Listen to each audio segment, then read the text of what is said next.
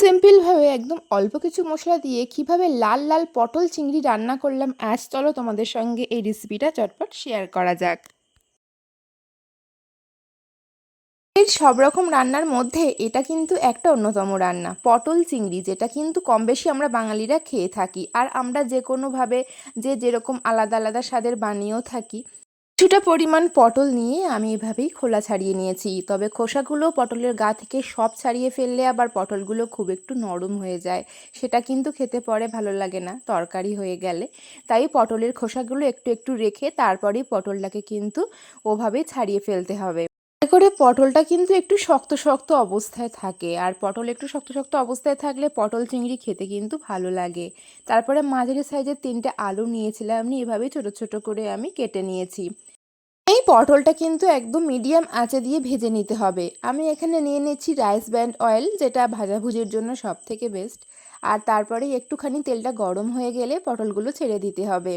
আর পটলটা একদম ছাঁকা তেলে আমি ভাজছি না, একদম অল্প পরিমাণে একটুখানি ভাজা ভাজা করব, খুব একটা বেশি কড়া ভাজা কিন্তু করব না। নুন হলুদ দিয়ে সুন্দর করে একটুখানি কিছুক্ষণ টাইম নিয়ে ভেজে ফেলবো পটলগুলো। ওই 3 থেকে 4 মিনিট সময় লাগবে, পটলগুলো বেশ ভালো হালকা ভাজা হয়ে যাবে আর একটু হালকা হালকা লাল হয়ে যাবে। তো তখনই আমি পটলগুলো কিন্তু তুলে ফেলবো।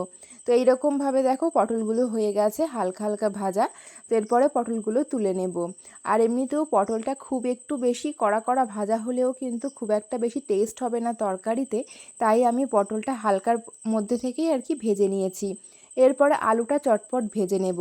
আলুটা একটুখানি কড়া কড়া করে ভেজে নেব, এটা একটু ছাঁকা তেলেই ভাজছি, বেশি পরিমাণে তেল দিয়ে। তো আলুটা যতক্ষণ লাল লাল না হয় ততক্ষণ কিন্তু ভালো করে নাড়তে হবে।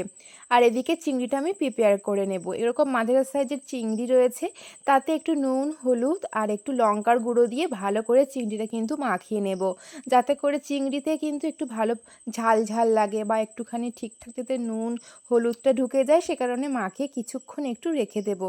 তো ততক্ষণে আমার কিন্তু আলুটা দেখো ভাজাও হয়ে গেছে।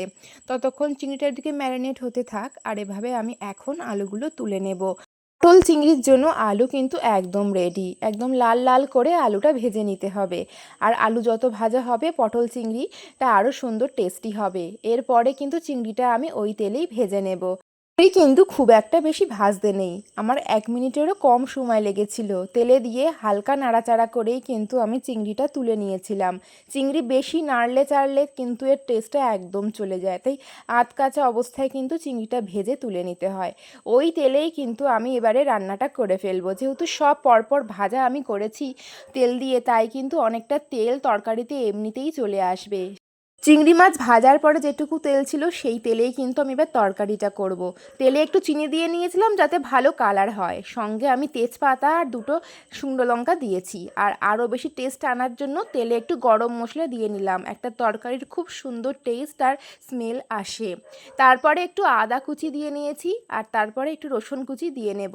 এটা ভালো করে হালকা পরিমাণে ভাজবো, বেশি কড়া কড়া করে ভাজবো না, তাতে করে কিন্তু আদা রসুনটা পুড়ে যাওয়ার ভয় থাকবে। একদম মিডিয়াম আঁচে কিন্তু আমি মশলাটা আস্তে আস্তে কষাবো। তারপরে কুচনো পেঁয়াজ দিয়ে নিয়েছি, একটা বড় সাইজের পেঁয়াজ কিন্তু দিয়ে নিতে হবে, মানে আমার পটল আর চিংড়ি তারপরে আলুর পরিমাণ মতো।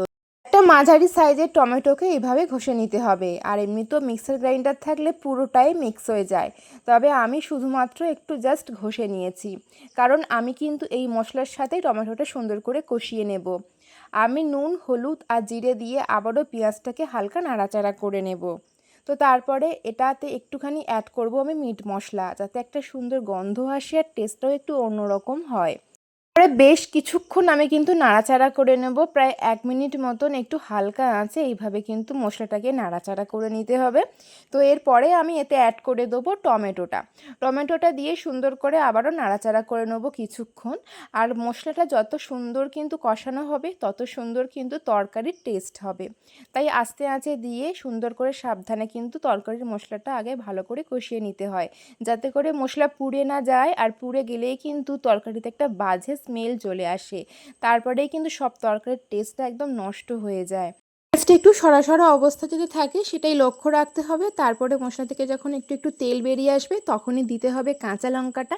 কাঁচা লঙ্কা কিন্তু তরকারির ফ্লেভার একটা অন্যরকম আনে, একটা দারুণ টেস্ট আনে আর একটা দারুণ গন্ধও আসে কাঁচা লঙ্কাটা, তাই আমি এই সময় অ্যাড করলাম।